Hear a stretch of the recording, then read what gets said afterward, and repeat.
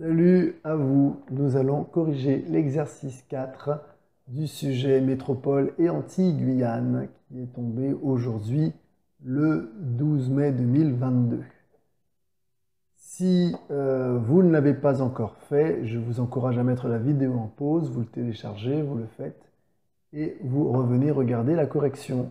Pour les autres, c'est parti. Alors, j'ai déjà corrigé les exercices 1, 2 et 3 dans d'autres vidéos, n'hésitez pas à aller les voir.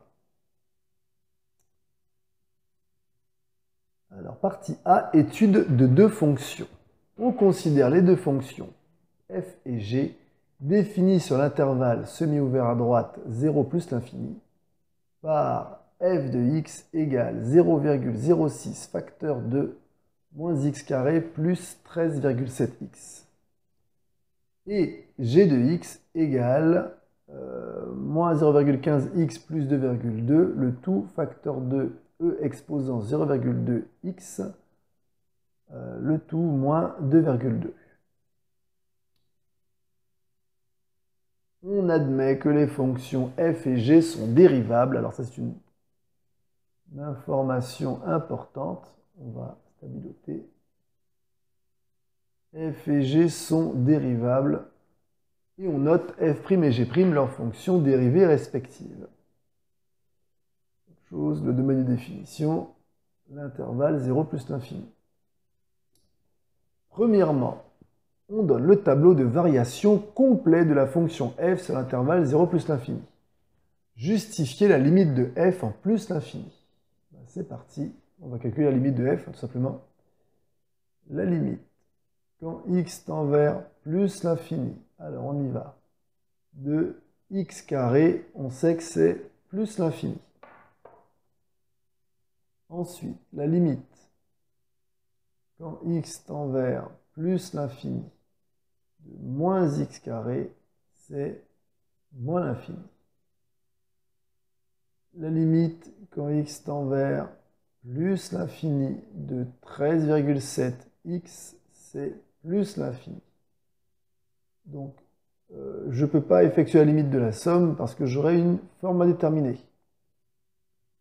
D'accord? Donc ici, il faut lever l'indétermination. On ne peut pas directement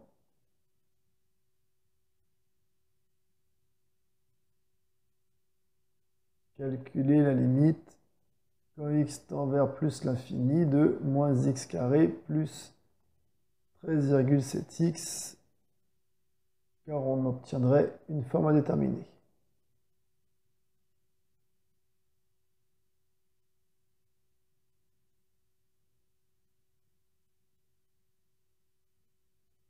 Alors nous allons lever l'indétermination.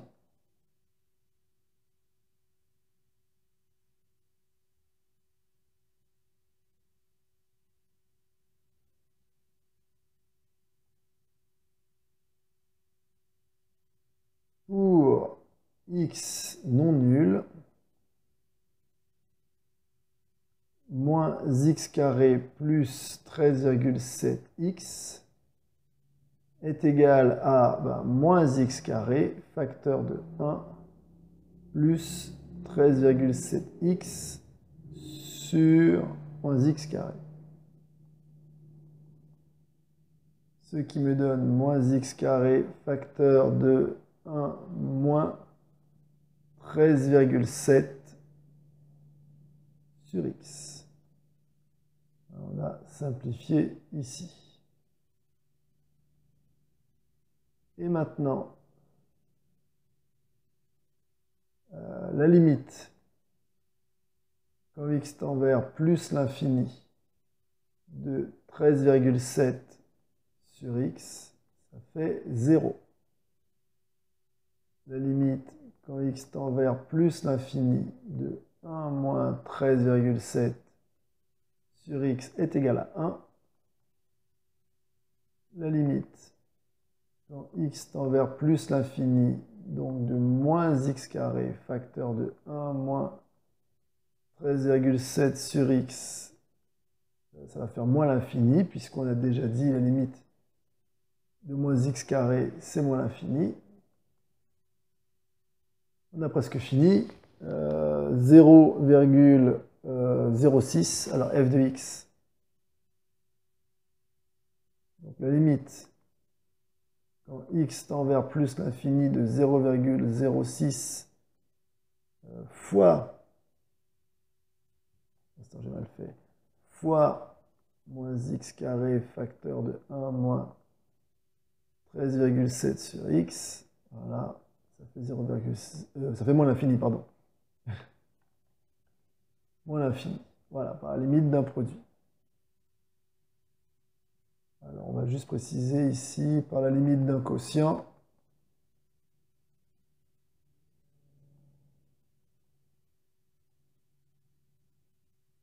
Par la limite d'une somme algébrique.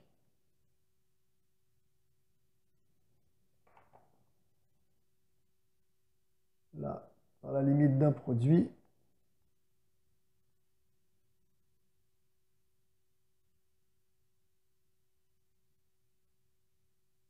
Et là aussi, par la limite d'un produit.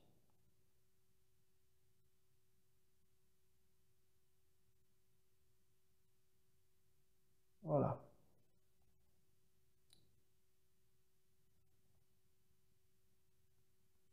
Ce qui confirme bien ce qu'il y a dans le tableau, moins l'infini.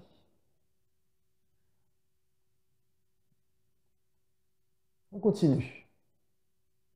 Justifier les variations de la fonction f. Eh bien, il faut dériver f. Heureusement, f est dérivable, donc je peux y aller directement. F' de x. Alors, c'est de la forme, f est de la forme k fois u. On va réécrire f de x d'abord.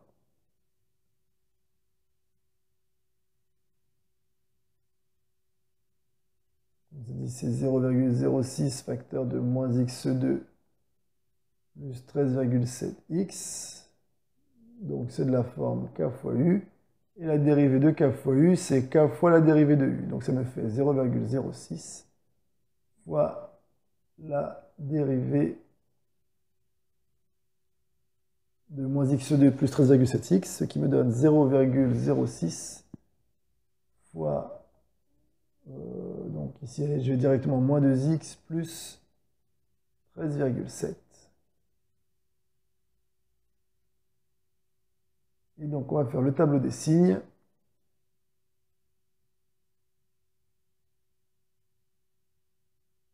Alors d'abord, j'aime dire, toujours au brouillon, j'aime bien faire un tableau des signes sur R. L'infini plus l'infini. F' de x. Et ensuite, sur la copie, on fait un tableau des signes dans l'intervalle de définition donné. Alors juste une chose, il faut trouver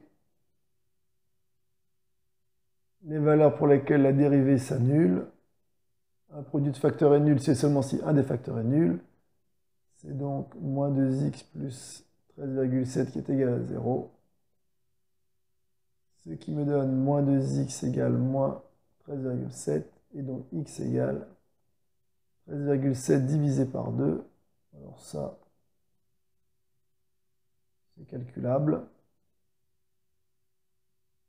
2 fois 6, 12. Reste 1.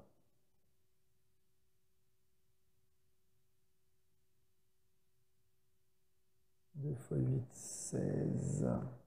Reste 1. 2 fois 5, 10. 6,85, effectivement.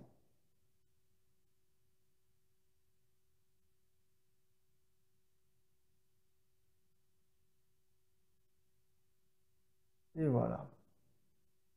Donc quand x égale 6,85, f' de x s'annule. Quand x est plus petit que 6,85, f' de x est positive. Et quand x est plus grand que 6,85, f' de x est négative. Pourquoi? Parce que ça c'est positif, donc 0,06 est positif, donc le signe de f' dépend du signe de moins 2x plus 13,7. Ainsi, ma fonction est bien croissante puis décroissante. Voilà. Et donc, sur la copie,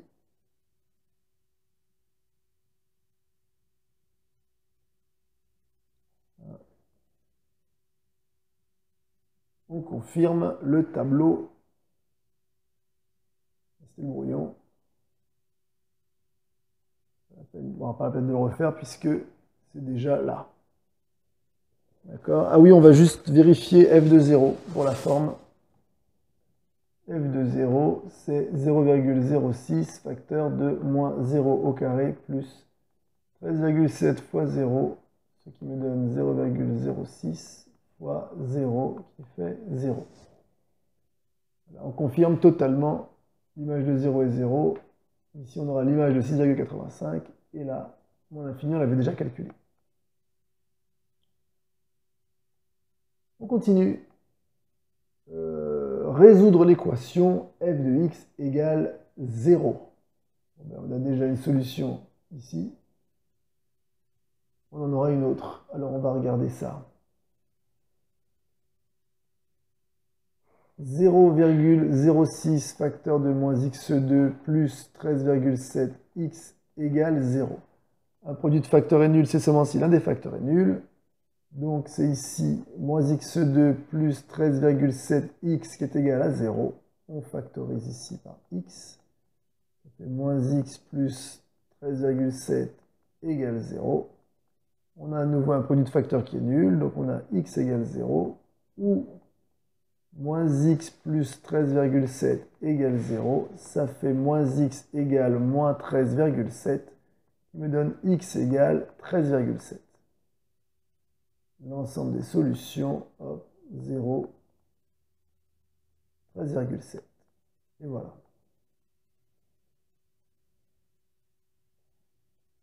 On continue.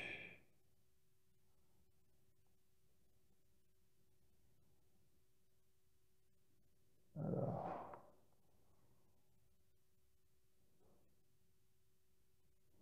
le ménage, voilà. On a fini donc les questions 1, A, B et C. On passe à la question 2 petit a. Déterminer la limite de la fonction g en plus l'infini. Alors, ici, il n'y a rien de compliqué. On fait de la place. Hop, hop, hop et hop. Alors, la limite. Toujours dans l'ordre de la priorité des opérateurs. Quand x tend vers plus l'infini de 0,2x, ça fait plus l'infini. La limite. Alors, je me suis un peu précipité pour le coup. Commencez pas par ça. Ça, c'est en deuxième. Ou en troisième, plutôt. Non. 1, 2. Oui, c'est ça, troisième. Non. Oui, c'est ça. La limite. Quand x tend vers plus l'infini de moins 0,15x fait moins l'infini. La limite, donc par la limite d'un produit. On va l'écrire. Par la limite d'un produit.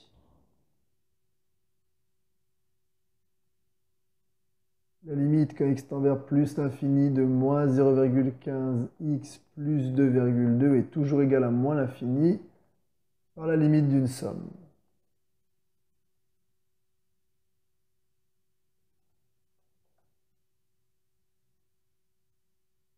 On continue. La limite, donc je disais en troisième de 0,2x, c'est plus l'infini par la limite d'un produit.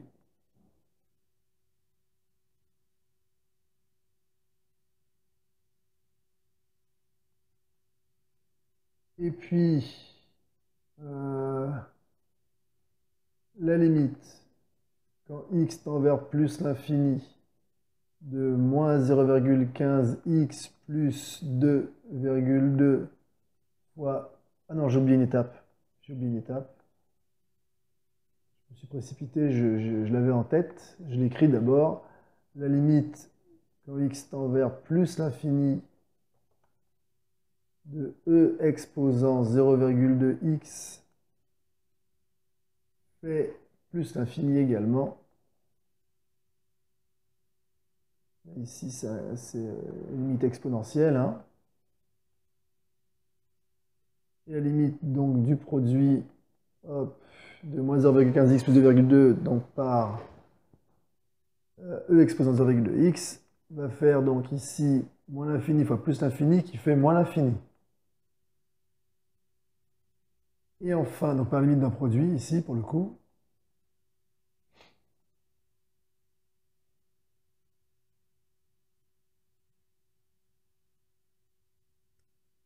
la limite quand x tend vers plus l'infini de moins 0,15x plus 2,2 fois e exposant 0,2x plus, c'est plus quoi déjà?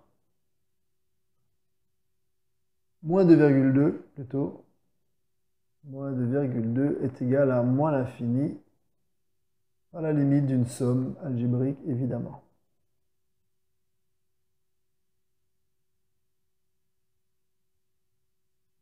Bien.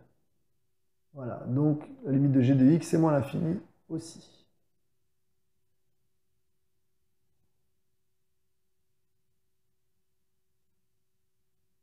On continue. Démontrer que pour tout réel x appartenant à l'intervalle 0 plus l'infini, on a g' de x égale moins 0,03x plus 0,29, le tout facteur de e exposant 0,2. C'est parti, g' de x. Alors d'abord je rappelle g de x qui est moins 0,15x plus 2,2, e exposant 0,2x moins 2,2. Donc, allez, on va y aller directement. C'est la dérivée de moins 0,15x plus 2,2 fois e exposant 0,2x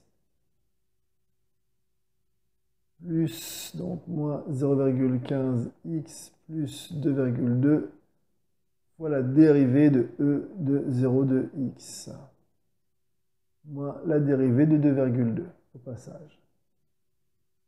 Ici, on a moins 0,15 e exposant de 0,2x plus donc moins 0,15x plus 2,2 fois 0,2 e exposant de 0,2x. Oui, je rappelle que la dérivée de e de u de x, c'est u' de x fois e de u de x. Donc ici, ça fait 0,2 e de 0 de x. La dérivée de 2,2, c'est 0. On continue, on factorise par e de 0,2x, facteur de moins 0,15 plus, donc, moins 0,15x plus 2,2 fois 0,2. Alors, on fait le calcul dans la parenthèse. Ça me donne e de 0,2x, facteur de moins 0,15 plus, alors, 2 fois 15, 30. 30 fois 10 puissance moins 3, ça fait moins 0,03. X plus 2 fois 2, 4, 2 fois 2, 4, donc 44 fois 10 moins 2, 0, 44.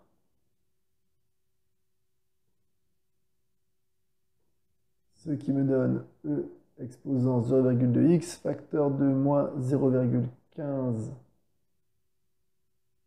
moins 0,03x plus 0,44, voilà, sauf erreur de ma part. Et donc, 0,44 moins 0,15, ça peut être 14, il reste 9. De 4, il reste 2. De 0, il reste 0. Ça me donne E exposant 0,2x, facteur de moins 0,03x, plus 0,29. Ce qui confirme effectivement, voilà, moins 0,03x plus 0,29, oui, c'est bon. Alors, oui, juste pour la commutativité, je vais l'écrire. Voilà. de 0,2x. Voilà. Boum.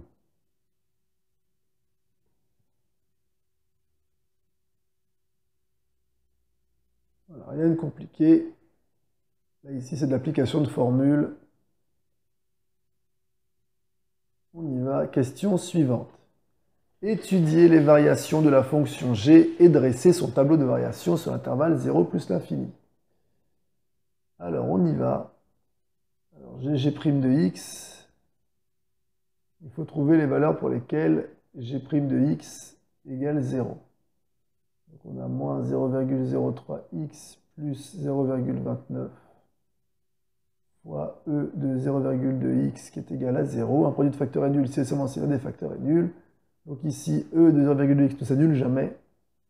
Donc c'est moins 0,03x plus 0,29 qui s'annule. Ça fait moins 0,03x égale à moins 0,29.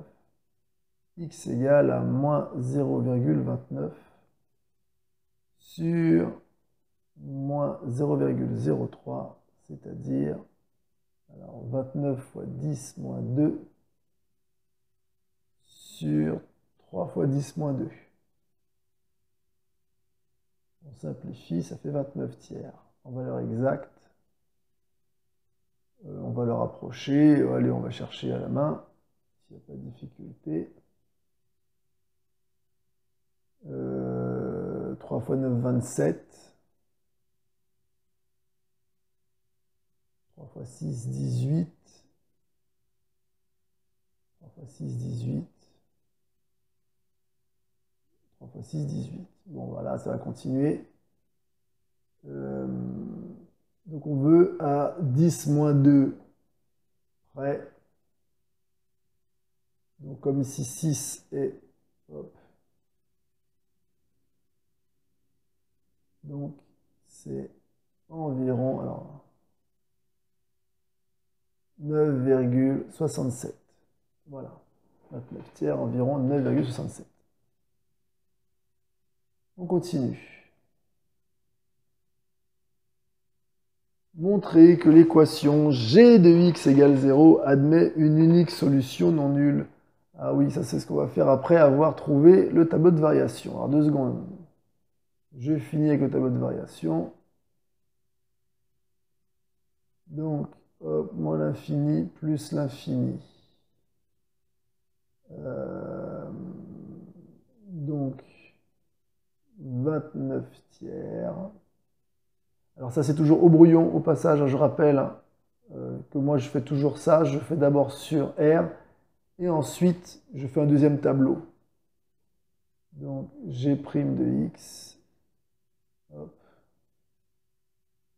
Ici, voilà, ça s'annule.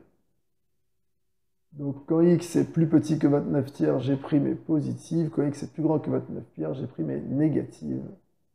Donc ma fonction est croissante, puis décroissante.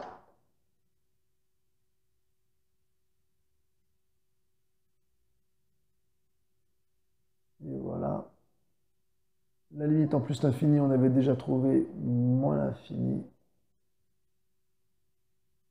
Et ici, on aura l'image de 29 tiers.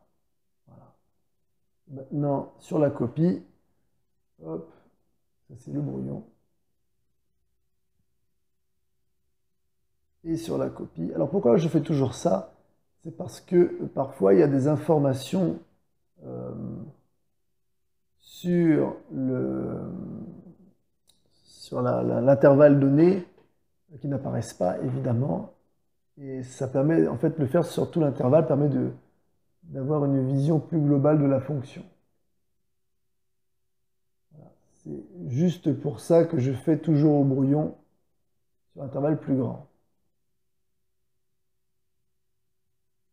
Voilà. Donc on y va. Le signe est le même. Et sur la copie, voilà, pareil, les variations sont les mêmes. J'ai bien ici moins l'infini. Là, j'ai bien l'image de 29 tiers. Et l'image de 0, c'est roulement de tambour,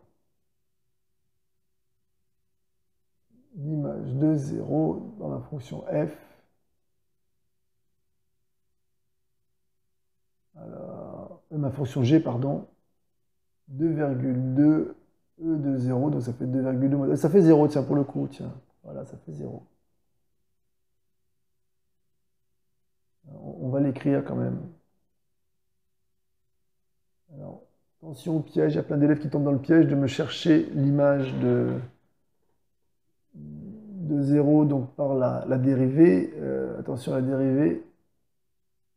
On n'utilise que pour trouver effectivement les valeurs pour lesquelles la dérivée change de signe. Donc il va me donner un maximum, enfin un extrémum. Mais c'est avec la formule de G qu'on trouve les images qu'on a de ce côté-là. Donc G de 0, c'est moins 0,15 fois 0 plus 2,2. E de 0,2 fois 0 moins 2,2.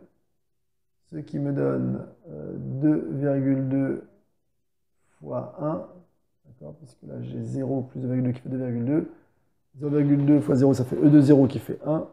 Et moins 2,2 me donne 2,2 moins 2,2 qui fait 0. Voilà. Alors je ne vais pas chercher l'image de 29 tiers. Si on me le demande, je ne sais plus. Non, on ne me le demande pas. Alors, on continue. Donc oui, je disais, montrer que l'équation g de x égale 0 admet une unique solution non nulle et déterminer à 10 modes de près une valeur approchée de cette solution.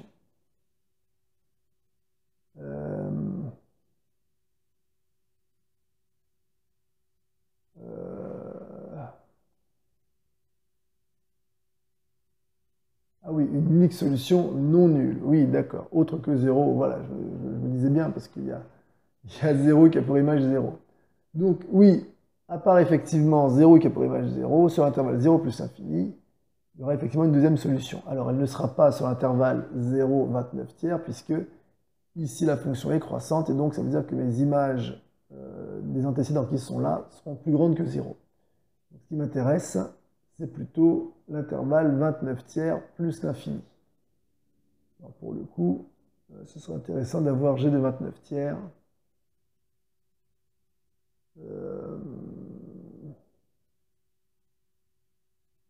Bon, bah, tant pis, on va essayer d'avoir une approximation de g de 29 tiers. Je crois que je vais tout simplement le faire à la machine, puisque je n'ai pas calculé l'exponentielle à la main. Alors, on y va. Hop. Donc, moins 0,15 fois 29 tiers plus 2,2 fois E exposant 0,2 fois 29 tiers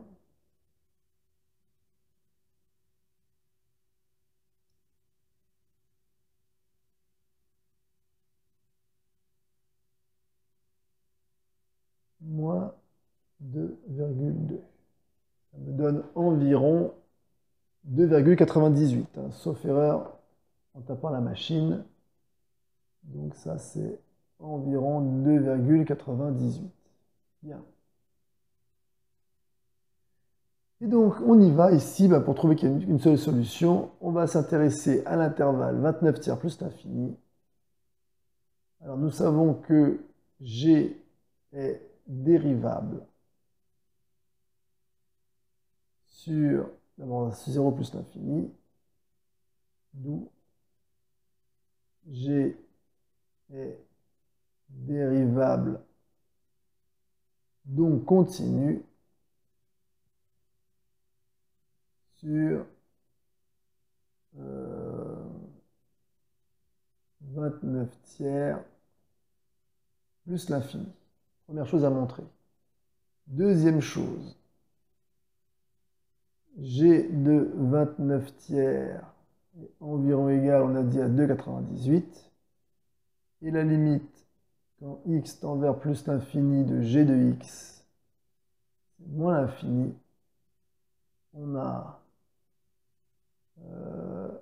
0 appartient à l'intervalle moins l'infini 2,98.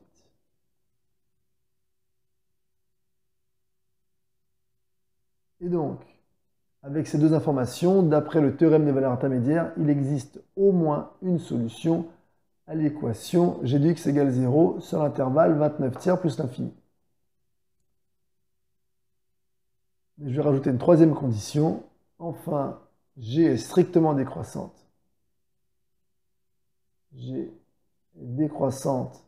Je vais écrire en toutes lettres.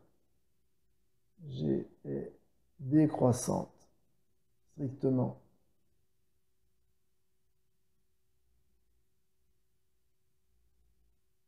sur l'intervalle, donc je disais 29 tiers plus l'infini. Donc, avec cette troisième condition, d'après le corollaire du théorème des valeurs intermédiaires,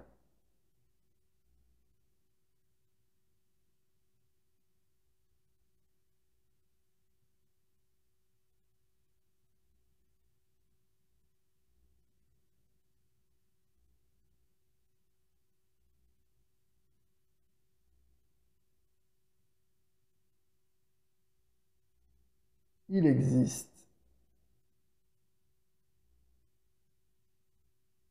une unique solution qu'on va noter, je ne sais plus comment elle s'appelle.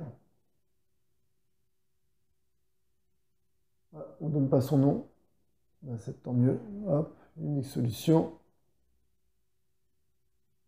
On va lui donner un petit nom, on va l'appeler alpha, c'est ça qu'on appelle d'habitude, à l'équation g de x égale 0 sur l'intervalle, donc 29 tiers plus l'infini. Et si on s'intéresse donc à l'intervalle 0, 29 tiers,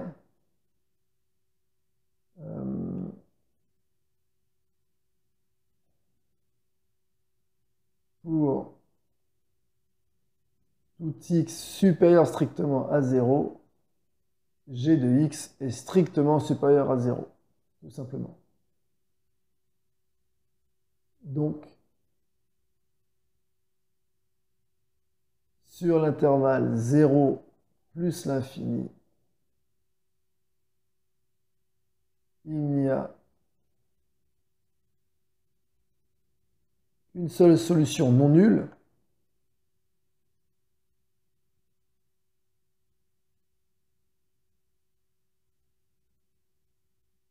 j'insiste sur le non nul, puisque 0 a pour image 0, hein,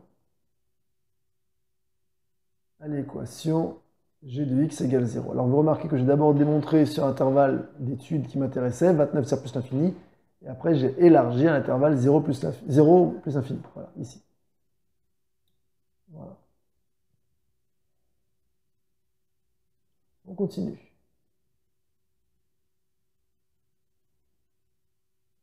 Voilà ce que j'ai fait.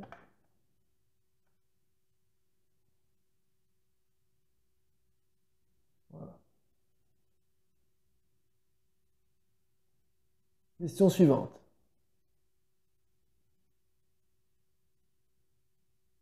Alors, on a fini avec les questions 1 ABC, 2 ABCD. Ok, super. Ah non, il faut une valeur approchée de cette solution. Alors ici, je vais utiliser un tableur.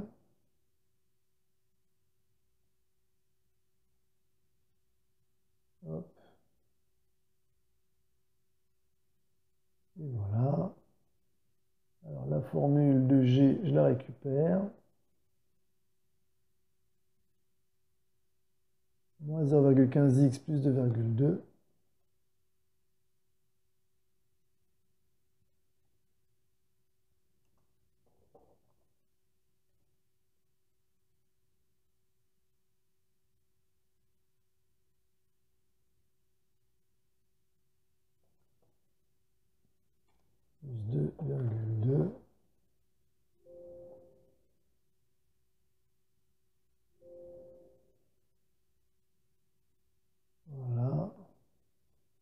multiplié par exponentielle de 0,2 fois x moins 2,2. Et voilà. Ensuite, on fait varier ça de... alors, on va combien de quelle précision? 10 moins 2 près. Ah, sur 0 plus l'infini, ouais, ça va être compliqué. Alors non, c'est sur 29 tiers plus l'infini en plus. Donc on va commencer non pas à 0, mais à 29 tiers.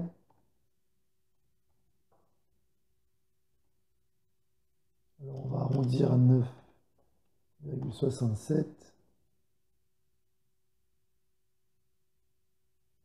Et on va aller le plus loin possible en recopiant vers le bas. Hop. Jusqu'à ce qu'on arrive à 0.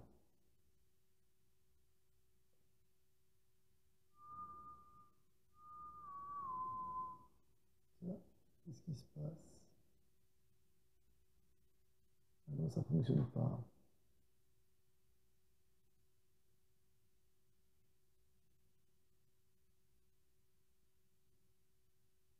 Ah non, il n'y arrive pas. Il n'y arrive pas.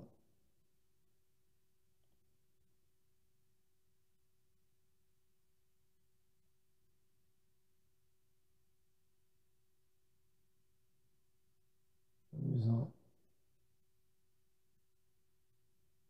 Le tableur n'arrive pas à faire la recopie.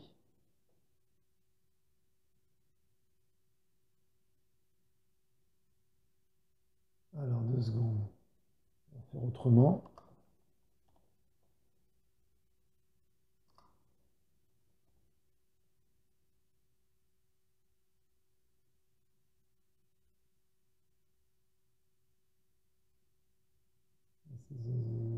Ah là, il a réussi. Ok, c'est bon. C'est moi qui avais mal fait.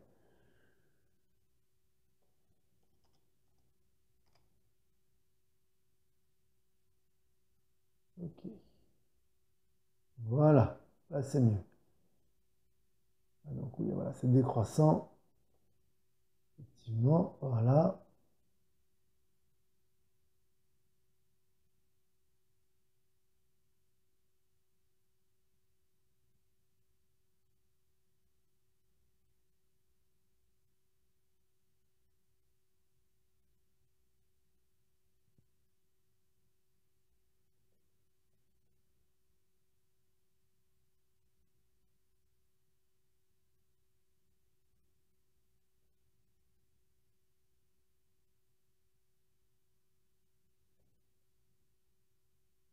Et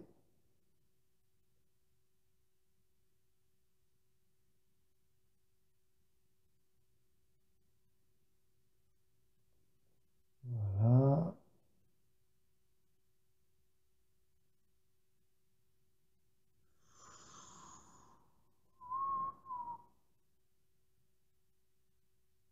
Ouais, là, pour le coup, la méthode du tableur, elle n'est pas efficace, hein.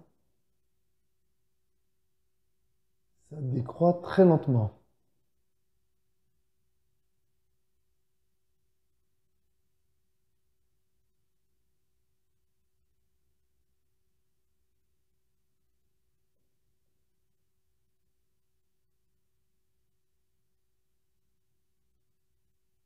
Alors, ah, ça y est, j'y arrive.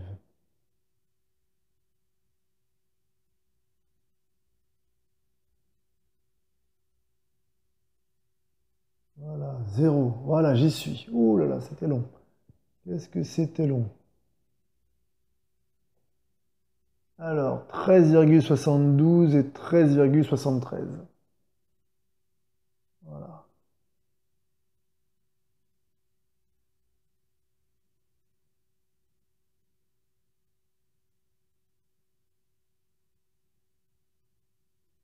Ouais.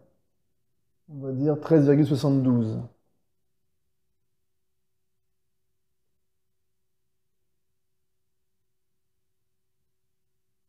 Voilà.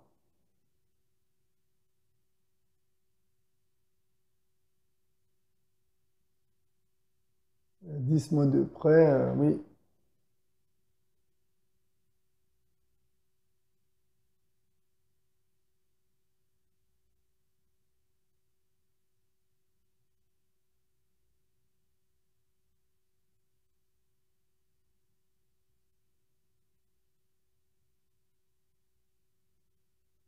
Voilà. Donc, ma valeur alpha est environ 13,72.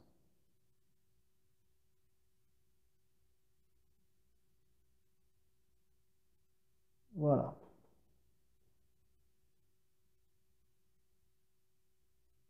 On passe à la partie B. Pour frapper la balle, un joueur de golf utilise un instrument appelé club de golf. On souhaite exploiter les fonctions f et g étudiées en partie A pour modéliser de deux façons différentes la trajectoire d'une balle de golf. On suppose que le terrain est parfaitement plat. On admettra ici que 13,7 est la valeur qui annule la fonction f et une approximation de la valeur qui annule la fonction g. Okay. On donne ci-dessous les représentations graphiques de f et g sur l'intervalle 0, 13,7. Alors, pour x représentant la distance horizontale parcourue par la balle en dizaines de yards, seule unité, après la frappe, avec x supérieur ou égal à 0 et inférieur ou égal à 13,7, f de x, ou g de x selon le modèle, représente la hauteur correspondante de la balle par rapport au sol, en dizaines de yards. Un yard correspond, hop, on va le passer environ à 0,914 mètres. Ok. Page suivante.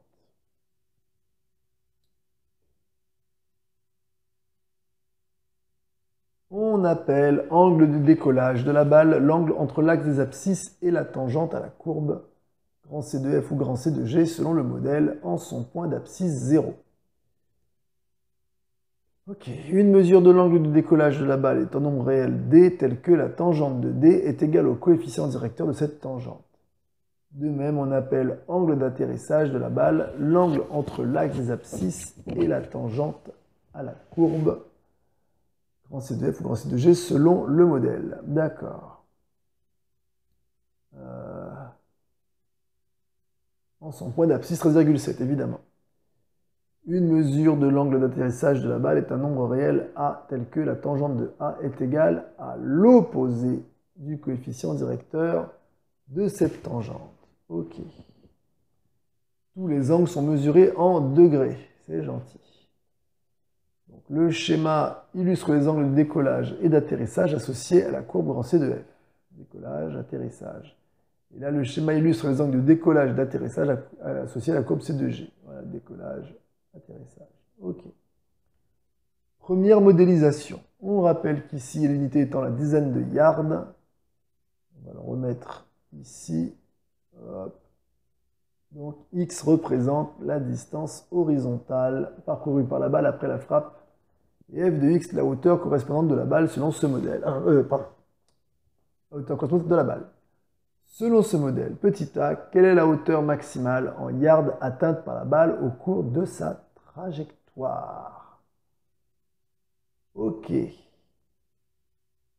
Alors, pour f, le maximum est atteint, on nous dit, à x égale 6,85. Donc, dizaine de yards.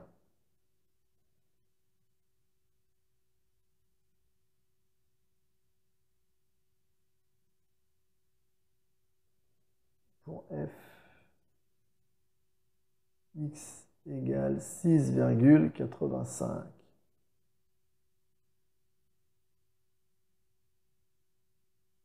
Et donc, y, c'est l'image de 6,85. On va la calculer, cette image. C'est vrai qu'on n'avait pas calculé jusque-là. Alors, je reprends ma machine.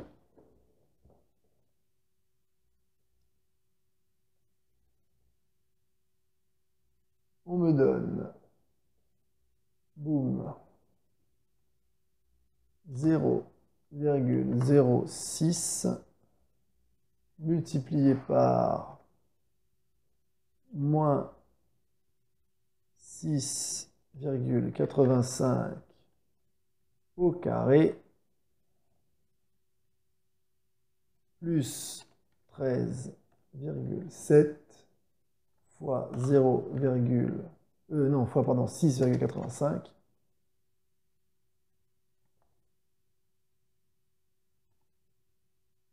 et ça me donne 2,815, donc environ 2,82 dizaines de yards.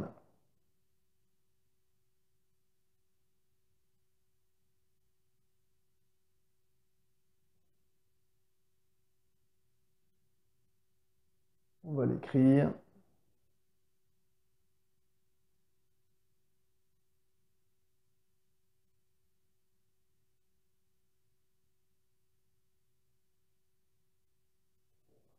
Soit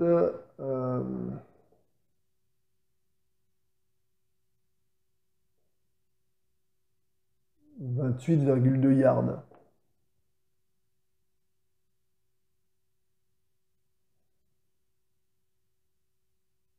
Donc environ 28,2 yards. Alors ici, hein, on pense à la conversion puisqu'on a une valeur en dizaines de yards. Donc si on veut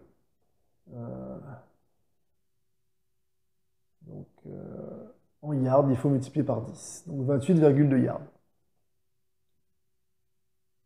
On continue. Alors c'est environ. On peut dire c'est en valeur exacte, c'est 10 fois f de 6,85. Vérifier que f' de 0 égale 0,822. Bon ben là il faut juste remplacer. Hein. On avait déjà calculé f' de x. On avait trouvé f' de x, 2 secondes. On avait trouvé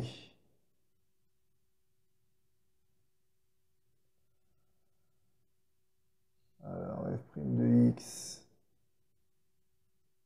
Voilà, on avait trouvé 0,06 facteur de moins 2x plus 13,7.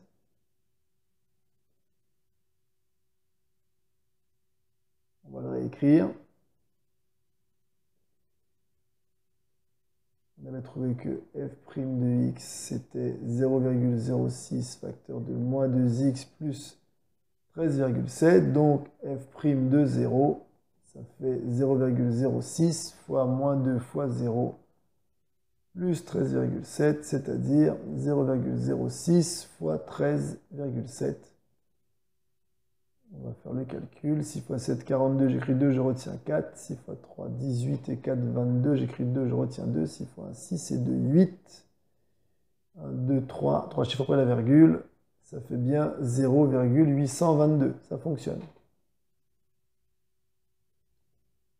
On continue.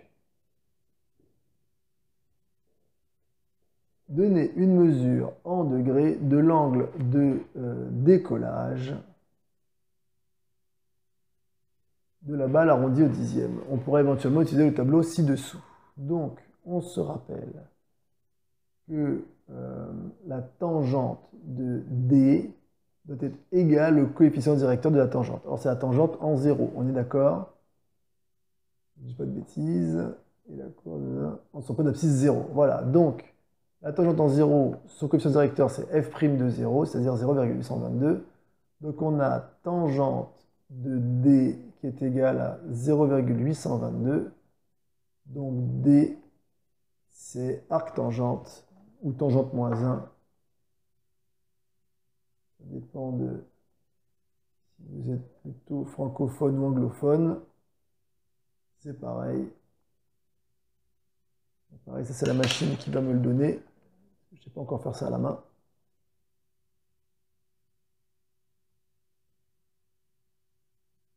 Alors, on y va. Trigonométrie.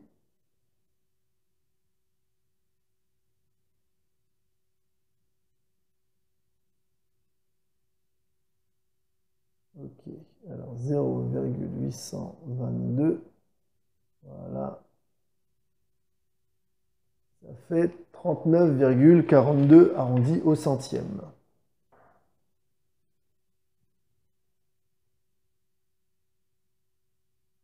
Environ égal à 39,42 degrés au passage. Ah non, au dixième, pardon, 39,4. 39,4 degrés.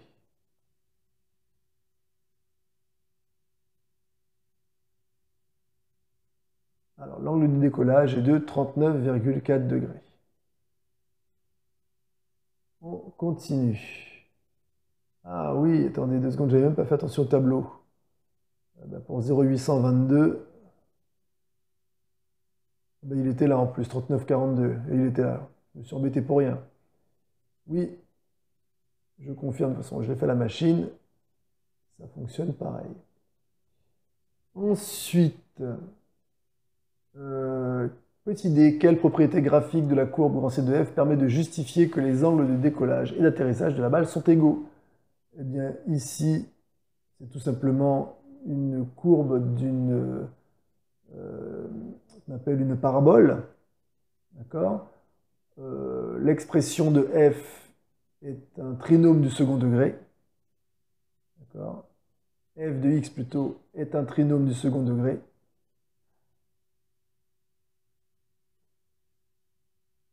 Donc, sa courbe est une parabole. Et les paraboles ont un axe de symétrie.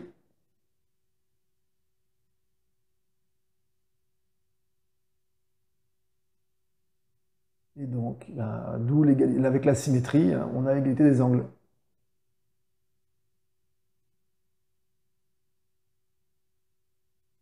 Voilà. Voilà ce qui explique l'égalité de l'angle de décollage et d'atterrissage pour la première courbe. Alors, seconde modélisation. On rappelle qu'ici, l'unité étant la dizaine de yards, x représente la distance horizontale parcourue par la balle après la frappe. G de x, cette fois-ci, est la hauteur correspondante de la balle.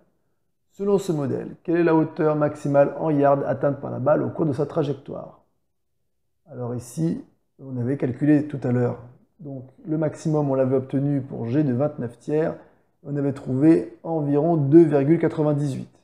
Donc c'est parti. On avait déjà fait. Donc pour x, pardon, on va mettre directement la hauteur. C'était y environ égal, donc 2,98 dizaines de yards. Donc la hauteur est de 29,8 yards. Ensuite,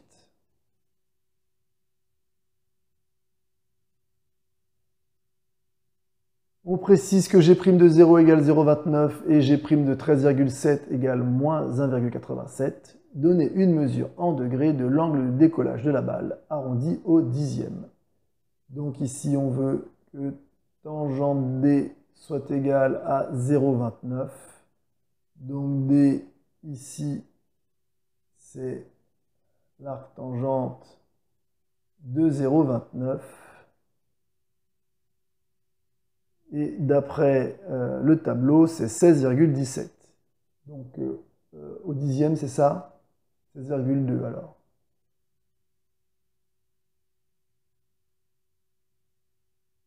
« 16,2. Voilà. Je vérifie quand même à ma machine que j'ai le même résultat. 0,29. Voilà, la tangente, l'arc tangente. Oui, je confirme le 16,17, donc 16,2. C'est bon. Degré, évidemment, degré. On précise toujours l'unité. Petit c. Alors, justifier que 62 est une valeur approchée arrondie à l'unité près d'une mesure en degrés de l'angle d'atterrissage. l'atterrissage, le principe est le même. On m'a dit que la tangente de A... alors 2 secondes, il y avait une histoire d'opposé. 2 secondes, je ne vais pas dire de bêtises. Une histoire d'opposé. Tangente de A, c'est l'opposé du coefficient directeur. Ok. Donc la tangente de A, c'est moins G' de 13,7, c'est-à-dire 1,87. Donc A, c'est l'arctangente de 1,87. Et là, il n'est pas... oui, il n'est pas dans le tableau. Celui-là, ben, celui-là, je peux calculer à la machine. Pour le coup. Donc, 1,87, je veux son arctangente. Hop, arctangente.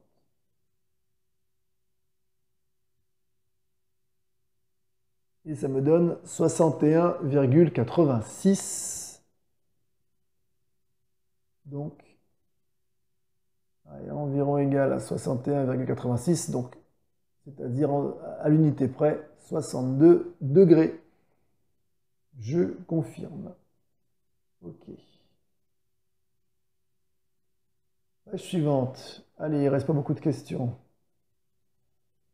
À partir d'un grand nombre d'observations des performances de joueurs professionnels, on a obtenu les résultats moyens suivants.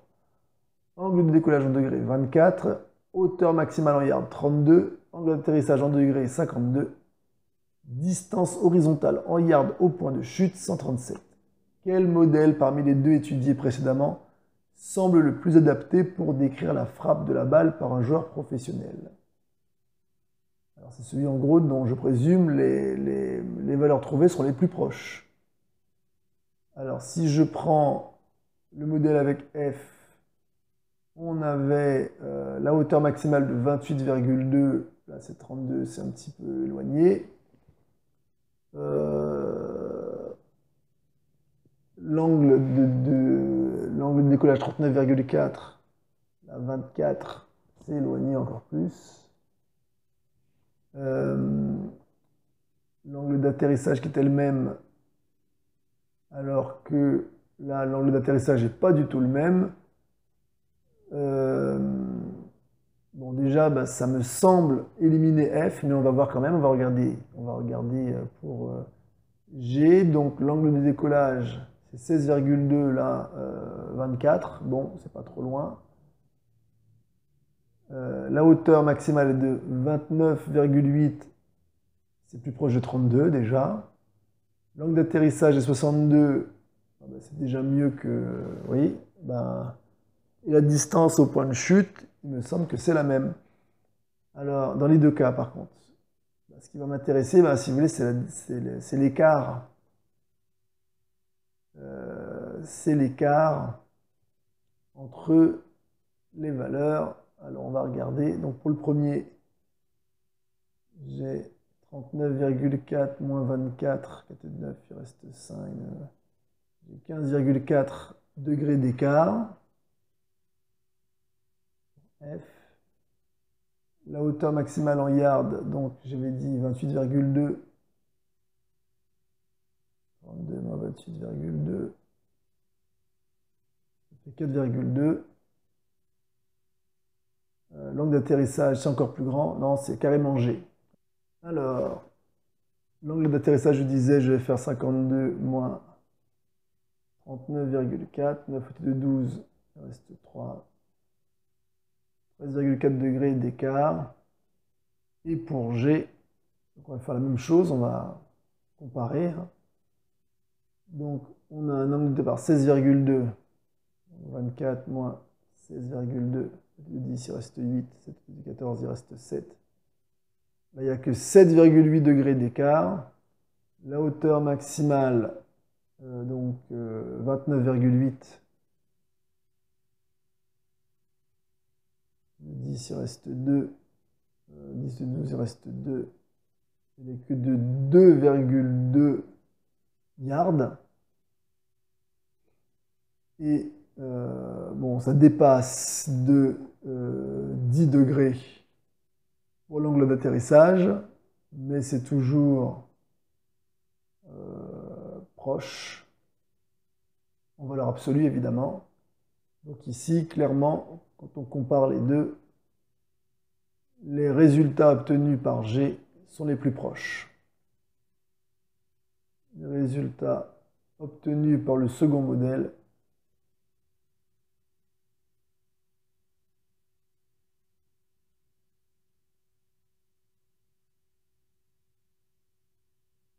semblent être les plus adaptés.